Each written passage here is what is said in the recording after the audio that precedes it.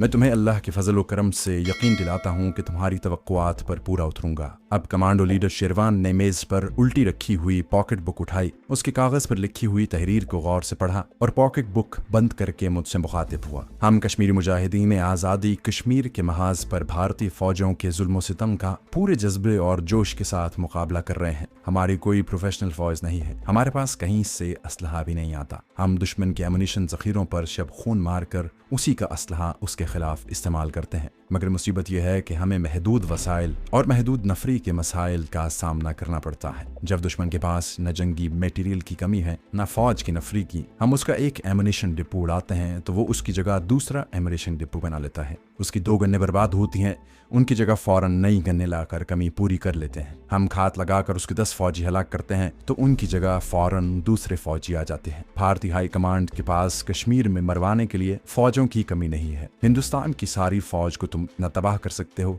न मैं अकेला तबाह कर सकता हूँ। इस वक्त जरूरत इस बात की है कि उसके दिमाग के आसाबी मरकज पर जर्ब लगाई जाए जो कश्मीर के फौजी मामलात को कंट्रोल करता है। उसे बौखला दिया जाए, उसको हर मूवमेंट पर निगाह रखते हुए उसे सबोताज किया जाए। यूं कश्मीर के महाज पर जो भारतीय फौजी डिप्लॉय है उसका मोराल तबाह होगा और आज़ादी कश्मीर की तहरीक को नई ताकत मिलेगी, उसका मोराल मजीद बुलंद होगा। मैंने बड़े गौर से कश्मीरी कमांडर शेरवान की एक एक बात सुनी। मैंने कहा, सर हुक्म करो, मुझे क्या करना है। मैं उस वक्त एक्टिव कमांडो की हैसियत से बोल रहा था। कमांडो शेरवान कहने लगा, जो मैंने तमहीद बांधी थी। अब मैं असल बात की तरफ आता हूँ। तुमने शायद रॉ का नाम सुना है। हकीकत यह है कि मेरे लिए यह बिल्कुल अजनबी नाम था। उन दिनों हिंदुस्तान में इंदिरा गांधी की हुकूमत थी और भारत की खुफिया एजेंसी रॉ का नया नया क़याम अमल में आया था। इस खुफिया इदारे ने बैरूनी ममालिक, खास तौर पर कश्मीर अफेयर्स और पाकिस्तान के बारे में इंतहाई खुफिया रिपोर्टों के जरिए अपने मुल्क के वास्ते अहम कामयाबियां हासिल की थीं। इन सारी बातों का इल्म मुझे बाद में हुआ। कमांडो लीडर शेरवान बोला, भारत की मरकजी हुकूमत के मुख्तलिफ खुफिया इदारे हैं। मिसाल के तौर पर इंटेलिजेंस ब्यूरो, इंटरनल सिक्योरिटी और नेशनल सिक्योरिटी गार्ड जो VIP की हिफाजत का जिम्मेदार है, बॉर्डर सिक्योरिटी फोर्स और स्पेशल ब्रांच CID, ये महकमे वजारत दाखिला के मातहत हैं। इनके अलावा वजारत खजाना के खुफिया इदारे DIR और NIB हैं। मिलिट्री इंटेलिजेंस, मैरीटाइम इंटेलिजेंस और एयरफोर्स इंटेलिजेंस वजारत दिफा के मातहत हैं।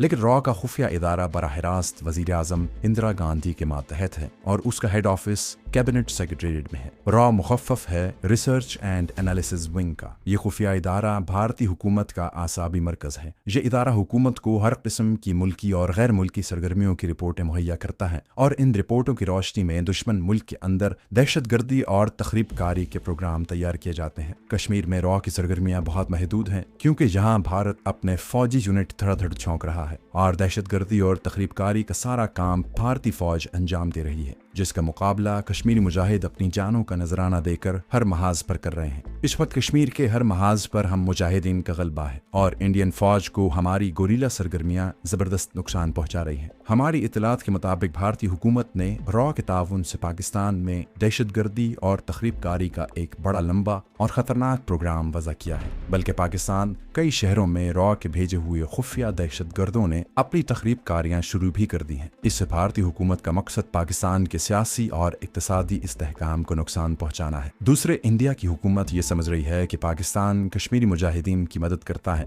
हालांकि ये बिल्कुल गलत बात है। तुमने खुद देख लिया है कि हम अपनी आज़ादी की जंग अपने महदूद वसाइल में रहकर खुद ही लड़ रहे हैं। हमारे पास जो असलहा है वो दुश्मन के एमुनिशन के जखीरों से छीना हुआ असलहा है। हम दुश्मन की गोलियां उसके सीने में उतार रहे हैं। कमांडो शेरवान एक लम्हे के लिए चुप हो गया। मैं भी पूरी तवज्जो से और खामोशी से उसकी बातें सुन रहा था, जो मेरे लिए इंतहाई अहम और बिल्कुल नई है। शेरवान कहने लगा, कश्मीर अफेयर्स के बारे में भारतीय फौजी हाई कमांड को भी यही खुफिया इदारा रॉ ही तमाम तर खुफिया मालूमात फराहम करता है और इनकी मालूमात को सामने रखकर कश्मीर में भारतीय फौजी यूनिट भेजे और डिप्लॉय किए जाते हैं। मैं चाहता हूं कि तुम भारतीय दारुल हुकूमत दिल्ली में बैठकर किसी तरह इस खुफिया इदारे तक रसाई हासिल करो और कश्मीर में इंडियन यूनिटों की सरगर्मियों के बारे में हमें पूरी मालूमात दो। ये मालूमात तुम रेडियो ट्रांसमीटर के जरिए खुफिया कोड में हम तक पहुंचा दोगे। मैंने कमांडो शेरवान से पूछा, क्या मुझे दिल्ली पहुंचकर गुल खान से राब्ता कायम करना होगा? कमांडो शेरवान ने नफी में सर हिलाते हुए कहा, नहीं, गुल खान ने तुम्हें जितना कुछ बताना था बता चुका है।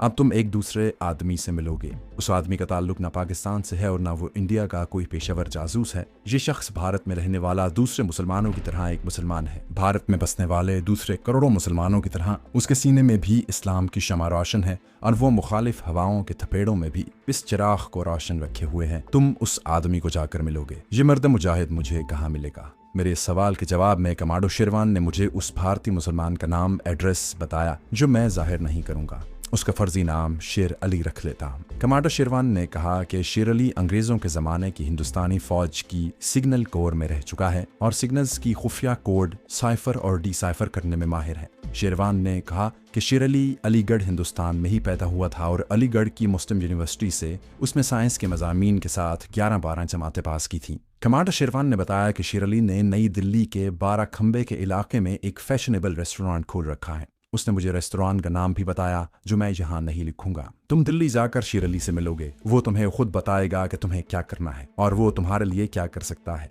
जिस रोज तुम यहाँ से दिल्ली के लिए रवाना होगे, मैं उसे खुफिया कोड में वायरलेस पर तुम्हारा नाम और तुम्हारी रवानगी की इत्तला कर दूंगा। तुम्हें एक खास खुफिया जुमला भी बताऊंगा जो तुम उसके आगे जाकर बोलोगे, जिसके जवाब में वो भी एक खास जुमला बोलेगा। बहरहाल अभी तुम्हें मीर साहब के पास कम से कम 3 माह रहकर हिंदुस्तान के मुख्तलिफ सूबों, उनके कल्चर और ख़ास तौर पर हिंदू देवमाला और संस्कृत ज़बान के बारे में इब्तदाई तालीम हासिल करनी होगी। मैं कल ही तुम्हें मीर साहब के पास पहुंचा दूंगा। मुझे बड़ी जिम्मेदारी का काम सौंपा जा रहा था। ये काम ऐसा था कि जहां हर कदम पर खतरात का सामना था। कमांडो एक्शन में तो एक खास मिशन पर जाना होता है जो ज़्यादा से ज़्यादा 4-6 घंटों में मुकम्मल हो जाता है। आदमी या कामयाब लौटता है या फिर शहीद हो जाता है। लेकिन जो मिशन कमांडो शेरवान मेरे सुपुर्द कर रहा था वो एक मुसलसल कमांडो स्पाइंग मिशन था। इस मिशन में दुश्मन के घर में जाकर बैठ जाना था और वापस नहीं आना था और वहां अपने आप को जिंदा रखकर दुश्मन के नापाक अजाइम के बारे में मुकम्मल खुफिया रिपोर्टें हासिल करके उन्हें मुजाहिदीन तक पहुंचाना था। ये कमांडो स्पाइंग का मिशन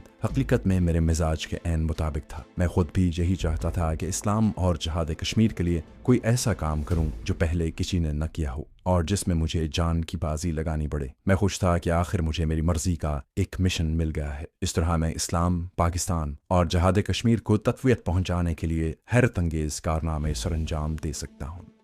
दूसरे दिन कमांडो शेरवान ने मुझे कश्मीर के दूर दराज एक पहाड़ी मकाम पर पहुंचा दिया। यहाँ लकड़ी के एक झोंपड़े में मीर साहब सादा और इबादत गुजारी की जिंदगी बसर कर रहे थे। उनकी जिंदगी सुर्ख सफ़ेद थी, सफ़ेद ताड़ी थी, सादा से कश्मीरी फर्न में मलबूस थे। जिस वक्त मैं अपने गाइड के हमरा उनकी खिदमत में हाजिर हुआ, वो नमाज पढ़ने के बाद तस्बीह पढ़ रहे थे। गाइड ने मुझे दूसरे कमरे में बिठा दिया और खुद उनके पास जाकर उन्हें सब कुछ गोशगुजार किया। किस्सा मुख्तसर, मीर साहब ने मेरी तालीमी ट्रेनिंग शुरू कर दी। मीर साहब संस्कृत और फारसी के आलिम फाजिल थे। उन्हें हिंदू कल्चर, हिंदू देवमाला और हिंदू मजहब के मुख्तलिफ इलाकों की तारीख पर पूरा उबूर हासिल था। उन्होंने मुझे सबसे पहले संस्कृत जबान और उसकी तारीख से आगाह किया और बताया कि ये जबान हिंदुस्तान के हिंदुओं की जबान नहीं है, बल्कि वस्ती एशिया से जो आर्य लोग यहाँ आए थे और फिर यहाँ से मुख्तलिफ शाखों में तकसीम होकर ईरान, यूरोप की तरफ चले गए थे, संस्कृत उनकी जबान थी। उन्होंने संस्कृत के वो अल्फाज बताए जो हमारी पंजाबी जबान, ईरान वालों की फारसी और यूरोप की दूसरी जबानों में कसरत से इस्तेमाल होते हैं। मीर साहब ने मुझे बताया कि जब आर्या कबीले के लोग जो चौड़े तट काट के थे और सुर्ख सफ़ेद थे, वेस्ट एशिया के मैदानों से उतरकर हिंदुस्तान के शुमाल में आए तो यहाँ दरावड़ कौम के लोगों की हुकूमत थी जो छोटे कद के थे और जिनका रंग स्याह था। आर्याओं ने उन्हें शिकस्त दी और वो लोग हिंदुस्तान के जुनूब की तरफ भाग गए। जो शुमाली इलाकों में रह गए थे उन्होंने गोरे चिट्टे आर्याओं की इताअत कबूल कर ली। मीर साहब ने फरमाया, दरावड़ कौम की अपनी जबान थी। आजकल जो हिंदी जबान हिंदुस्तान के ब्राह्मण बोलते हैं वो संस्कृत और दरावड़ी जबान की मिली जुली जबान है। मीर साहब ने मुझे हिंदू देवी देवताओं के बारे में भी बहुत कुछ बताया। ये वो इल्म था जो आगे चलकर मेरे बड़े काम आने वाला था, क्योंकि मुझे एक पढ़ा लिखा और हिंदू बनकर हिंदू माशरे में रहना था। मीर साहब ने मुझे हिंदुस्तान के सूबों आंध्र प्रदेश, तमिलनाडु, महाराष्ट्र, गुजरात, काठियावाड़, मध्य प्रदेश, कर्नाटक वगैरह के बारे में बहुत कुछ मालूमात दी। उन्होंने मुझे बुद्ध मत, जैन मत, कबीर पंथ और ब्राह्मणिज्म के बारे में भी बताया कि हिंदुओं के ये मजहबी फिरके किन किन सूबों में ज्यादा आबाद हैं, किन सूबों में किस हिंदू देवता की पूजा होती है। वेदों की किताबों के बारे में मीर साहब ने फरमाया,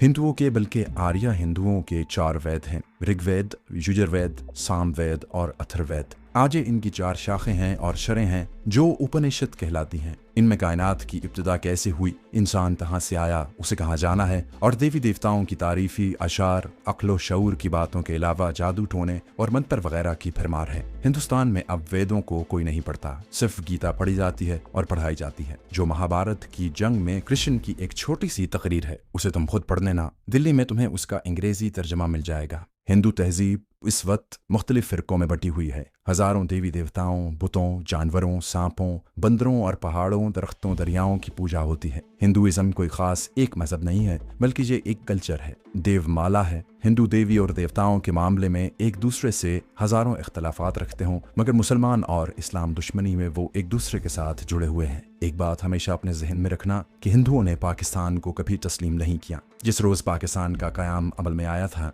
हिंदू कौम उसी रोज़ से पाकिस्तान को ख़त्म करने की नापाक कोशिशों में लगी हुई है। मैं 3 माह मीर साहब के पास रहा। जब वापस कमांडर शेरवान के पास आया तो हिंदुइज्म और हिंदू कौम की ज़हनियत और उसके देवी देवताओं की देवमाला के बारे में इतनी मालूमात हासिल कर चुका था कि खुद कमांडर शेरवान को भी मालूम नहीं था। अब मैं अपने सीक्रेट और ख़तरनाक और तवील मिशन पर रवाना होने के लिए बिल्कुल तैयार था। शेरवान ने मुझे वो कोड अल्फाज बताए और याद कराए जो मुझे नई दिल्ली में शेर अली के फैशनेबल रेस्टोरेंट में उसके सामने बोलने थे, और उसके जवाब में उससे कोड अल्फाज मालूम करने थे। 15 के 15 स्प्रो टैबलेट बम, इन बमों का कोड वर्ड में लिखा हुआ नुस्खा और सीक्रेट पुलिस खुफिया नंबर वाला कोड मेरे पास था। शेरवान ने स्प्रो की गोलियों का नया पत्ता मंगवा कर उसमें से स्प्रो की गोलियां निकाल कर उनकी जगह स्प्रो बम वाली गोलियां बड़ी महारत के साथ लगा दी। स्प्रो के प्लास्टिक के पत्ते यानी पत्ते को तह करके मुझे देते हुए कहा, इसे आम स्प्रो की गोलियों के पत्ते की तरह अपनी जेब में रखना। कोई पूछे तो कह देना कि मेरे आधे सर में कभी कभी दर्द होता है। डॉक्टर ने कहा है कि मैं स्प्रो की एक गोली खा लिया करूं।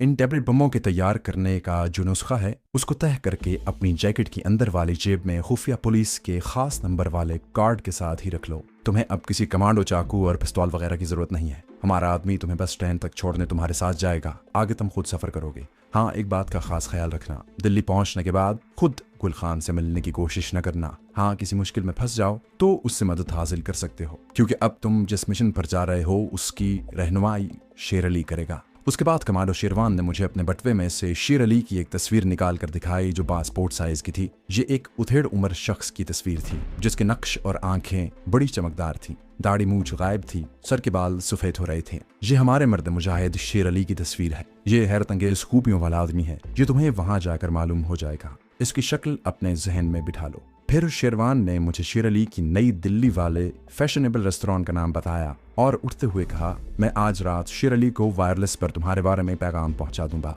तुम्हारी रवानगी की तारीख कल तय होगी। उसके साथ ही हम तहखाने से बाहर आ गए। बाहर आए तो पता चला कि बर्फ गिर रही थी। मालूम हुआ कि बर्फ आधी रात के बाद गिरना शुरू हुई थी। हम सो गए। सुबह उठा तो बर्फ गिरना बंद हो गई थी। सर्दी बहुत शदीद थी क्योंकि सर्द हवा चलने लगी थी। मैंने नाश्ता कमांडो शेरवान के साथ गार में ही किया। वो कहने लगा, नीचे मैदानों में इतनी सर्दी नहीं होगी जितनी जहां कश्मीर की वादी में है। फिर भी जैकेट के नीचे बंद गले वाला स्वेटर पहन लेना। उस वक्त दिन के 9 बज रहे थे। इतने में मेरा गाइड आ गया। वो भी कश्मीरी मुजाहिद था मगर आम कपड़ों में था। मैं चलने लगा तो कमांडो शेरवान मुझे गले लगाकर मिला। अब तुम्हें अल्लाह के सुपुर्द किया। तुम्हारे दिल्ली पहुंचने की खबर मुझे मिल जाएगी। तुम एक ऐसी जंग लड़ने जा रहे हो जो तुम्हें दुश्मन के मोर्चे में बैठकर लड़नी होगी। खुदा तुम्हें कामयाब करे। लेकिन याद रखो, खुदा भी उनकी मदद करता है जो अपनी मदद आप करते हैं। खुदा हाफिज। इतना कहकर कमांडो शेरवान गार के अंदर चला गया। मैं अपने गाइड के साथ बस स्टैंड की तरफ चल पड़ा। पहाड़ी रास्ते बर्फ में छुप गए थे। यखबस्ता हवा चल रही थी। हम काफी लंबा पहाड़ी सफर तय करके शहर के लारी अड्डे पर आ गए। यहाँ गाइड मुझसे जुदा हो गया। एक बस जम्मू की तरफ जाने के लिए तैयार खड़ी थी। मैं उसमें सवार हो गया। 10 सवा 10 बजे बस अपनी मंजिल की जानिब रवाना हो गई। मेरा लिबास एक आम पढ़े लिखे हिंदू नौजवान जैसा था। गर्म पतलून, जॉगर के शूज, बंद गले के स्वेटर के ऊपर जैकेट। सामान कुछ भी नहीं था। कोई ब्रीफकेस तक नहीं था। कमांडो कभी सामान के साथ सफर नहीं करते क्योंकि जब वो अपने मिशन पर रवाना होते हैं तो कुछ पता नहीं होता कि सफर के किस मोड़ पर हालात क्या रुख इख्तियार कर लें और रास्ते में अचानक किस तरफ भागना पड़े। एक दिन और एक रात के सफर के बाद मैं अगले रोज सुबह जम्मू शहर पहुंच गया। रास्ते में कोई वाकया पेश न आया। एक पढ़े लिखे हिंदू नौजवान से बातचीत होती रही। राष्ट्रीय सेवक संघ पार्टी का उन दिनों इंडिया में बड़ा जोर था और उसमें बढ़ चढ़कर उस मुतासिब हिंदू जमात के हक में और मुसलमानों के खिलाफ बोलने वाला ये नौजवान था जम्मू तवी के स्टेशन पर आया तो गाड़ी अभी तैयार नहीं हुई थी। 1 घंटा वेटिंग रूम में बैठा अखबार वगैरह देखता